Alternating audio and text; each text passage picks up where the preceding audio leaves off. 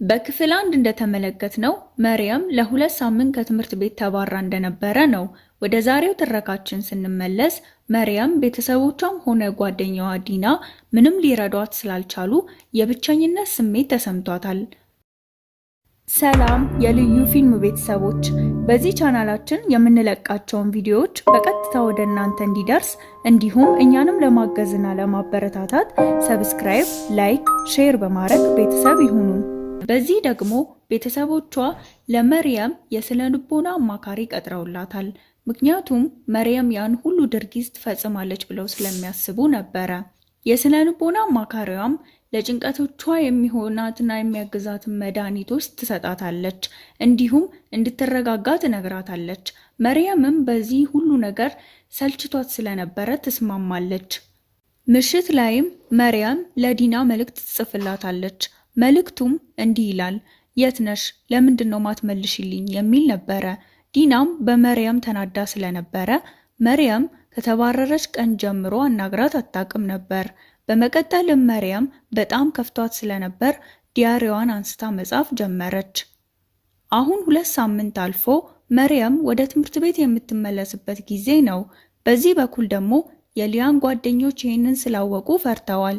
ነገር ግን ጸበኛዋ ሊያን እንደውም እሷ ናት እኛን መፍራት ያለባት በማለት ትመልስላቸዋለች።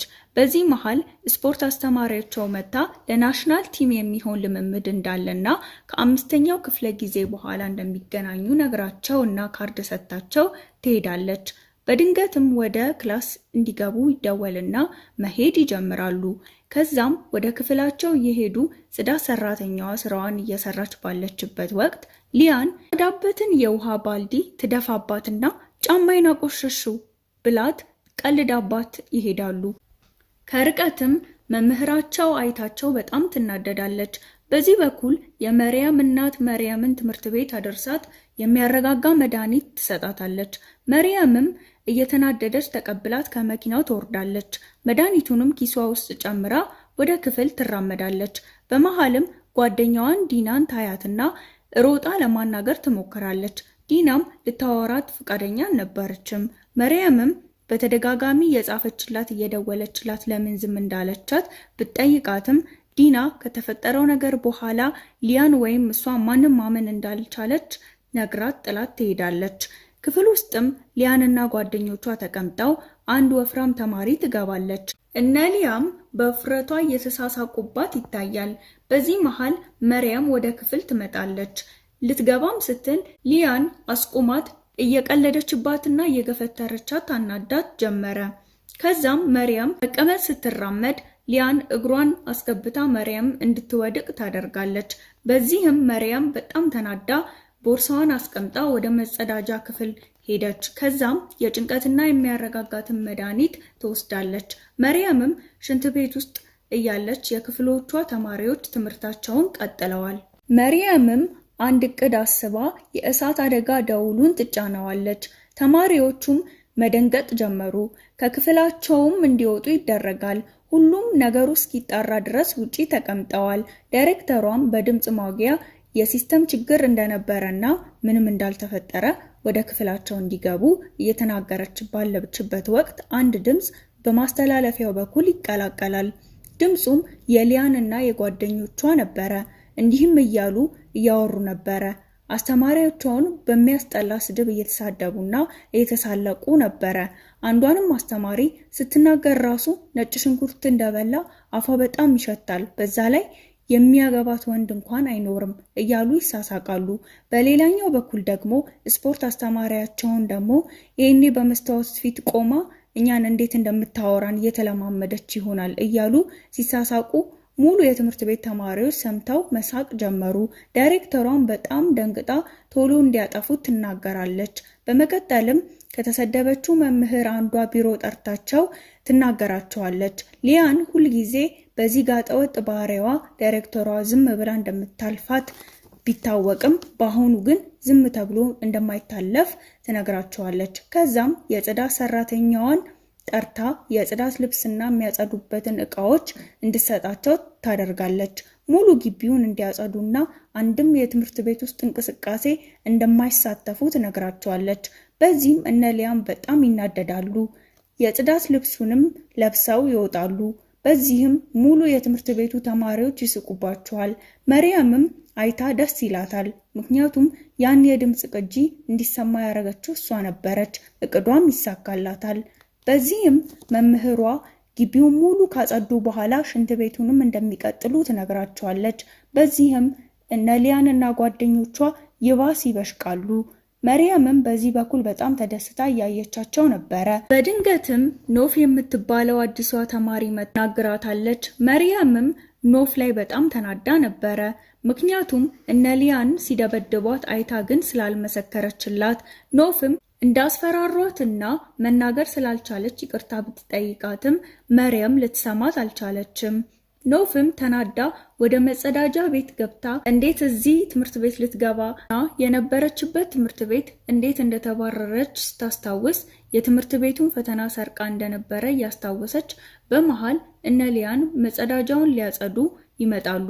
በመሃልም እንደዚህ ያደረጋቸውን ሰው እንደሚበቀሉ እያወሩ በድንገት አስተማሪያቸው መታ ወደ ስራ እንዲሄዱ ትነግራቸዋለች። ኖፍም ከሽንት ቤት ውስጥ ትወጣለች። እነሱም ወሬያቸውን እንደሰማች ስላወቁ ይናደዳሉ። ከቆይታም በኋላ በሲኒየር ወይም ከዚህ በፊት ከወጡ ተማሪዎች ጋር ቆይታ እንዳላቸው ተነግሯቸው ወደ አዳራሹ ይገባሉ።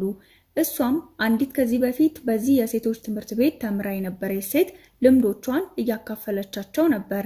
በመሃል ዛሬ የሚነጋገሩበት ሀሳብ የሚሆነው ስለ መጥፎ ባህሪና ስለ ጥሩ ስለሆነ አመለካከት እንደሆነ ነግራቸው በቀላሉ ለመማማር ያልተገባን ባህሪ እንዴት እንደሆነ ለማሳየት ብላ ተማሪዎች በድራማ መልክ እንዲያቀርቡ ተማሪ ትመርጣለች።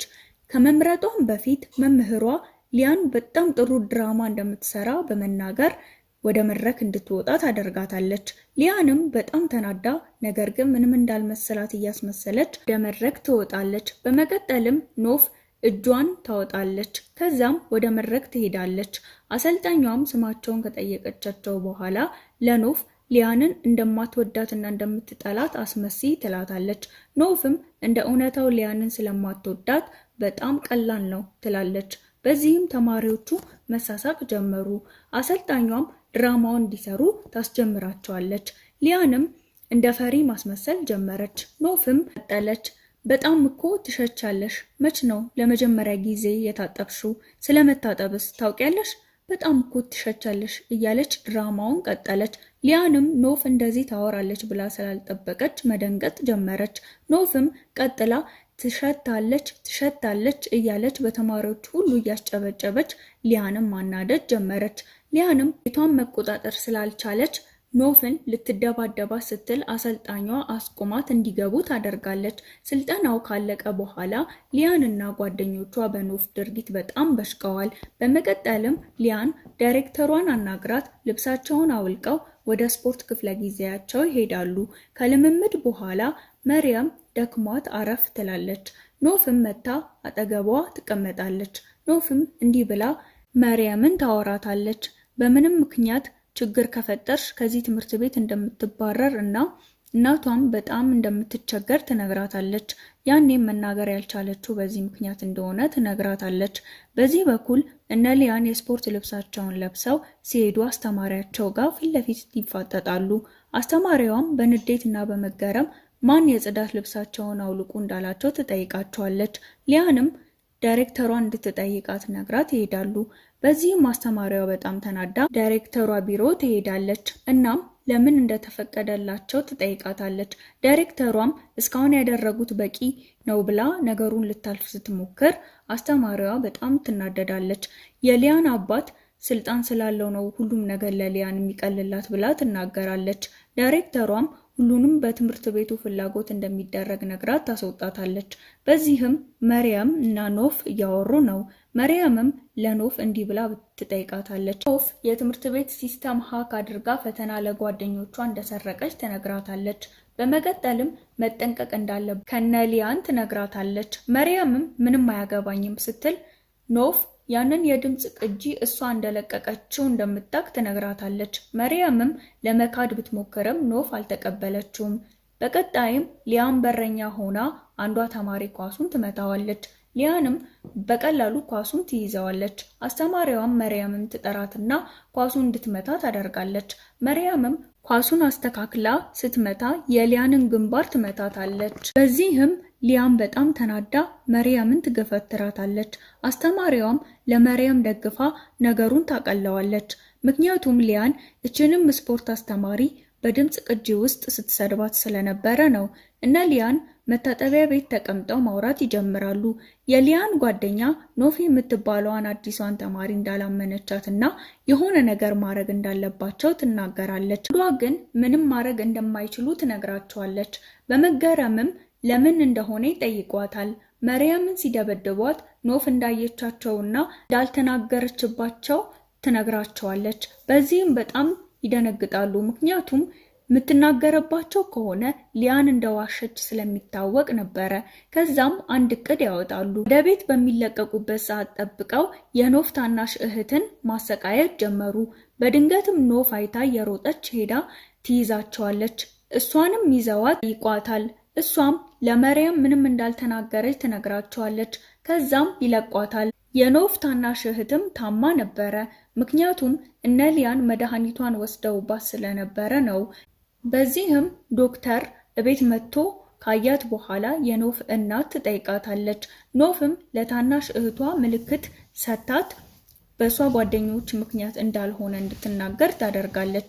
ከዛም ኖፍ በጣም ተናዳ ወደ መርያም ቤት ትሄዳለች። መርያምም ለምን እንደመጣች ትጠይቃታለች። ኖፍም የድምጽ ቅጂው ላይ እጇ እንዳለበት ትነግራታለች። መርያምም ነግሬሻለሁ እኔ አይደለሁም ብትላትም ኖፍ እንደውም በቂ አይደለም፣ የበለጠ ልናስተምራቸው ይገባል ትላታለች። መርያምም ግራ ገብቷት እንዴት ትላታለች። ኖፍም ታናሽ እህቷን እንዳሰቃዩባትና ልትበቀላቸው እንደምትፈልግ ትነግራታለች። አብረው እንዲሰሩ ትጠይቃታለች። መርያምም ዛሬ ያደረገችው ነገር ብቻ እቅዷ እንዳልሆነ ነግራት ወደ ቁም ሳጥኗም ወስዳት በወረቀት ወዳዘጋጀችው እነ ሊያንን ለመበቀል እቅዶቿን ታሳያታለች። በዚህም ኖፍ በደስታ ትስማማለች። ኖፍ እና መርያምም ይሳሳቃሉ። ሰላም የልዩ ፊልም ተከታታዮች፣ በቀጣይ ኖፍ እና መርያም እነ ሊያንም በእቅዳቸው መሰረት ያጠቋቸው ይሆን? እቅዳቸው ሲሳካ ይሆን? አብረን በቀጣይ የምናይ ይሆናል። እስከዛው ቤተሰብ የሆናችሁ እንደተለመደው ላይክ፣ ሼር በማድረግ አብሮነታችሁን አሳዩን። እንዲሁም ለዚህ ቻናል አዲስ የሆናችሁ ሰብስክራይብ በማድረግ ቤተሰብ ይሁኑን።